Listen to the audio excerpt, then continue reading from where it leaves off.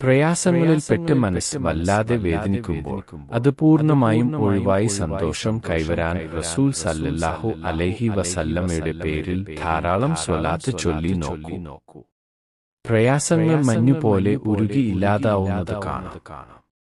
ആർക്കും ഏത് അവസ്ഥയിലും ആയാസരഹിതമായി നിർവഹിക്കാൻ കഴിയുന്ന ഒരു അമലാണ് സ്വലാത്ത്. സ്വലാത്ത് എങ്ങനെയാണ് നമ്മുടെ സങ്കടങ്ങൾ ഇല്ലാതാക്കുന്നത്?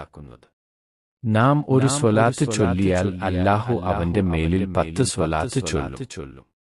അതായത് അല്ലാഹു മലക്കുകളോട് നമ്മെ പുകഴ്ത്തി സംസാരിക്കും. നമ്മിൽ അല്ലാഹുവിന്റെ തൃപ്തി കൈവരും. അല്ലാഹുവിന്റെ തൃപ്തി നേടലിലൂടെ നമ്മുടെ സങ്കടങ്ങൾ ഇല്ലാതാകും. സ്വലാത്ത് എല്ലാറ്റിനും പരിഹാരമായി മാറും. ഏത് സ്വലാത്തും ഏത് രീതിയിലും നമുക്ക് ചൊല്ലാം. എങ്ങനെ ചൊല്ലിയാലും അത് സ്വീകരിക്കപ്പെടും. സ്വല്ലല്ലാഹു അലാ സയ്യിദിനാ മുഹമ്മദ് വ അലാ ആലിഹി വസ്വഹ്ബിഹി വസല്ലം എന്നത് ഒരു രൂപമാണ്.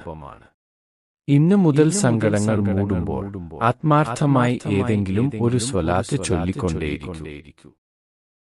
നമ്മുടെ ചുണ്ടുകൾ സ്വലാത്ത് കൊണ്ട് ധന്യമാവട്ടെ, ഒപ്പം ഹൃദയങ്ങൾ സന്തോഷം കൊണ്ടും ധന്യമാവട്ടെ.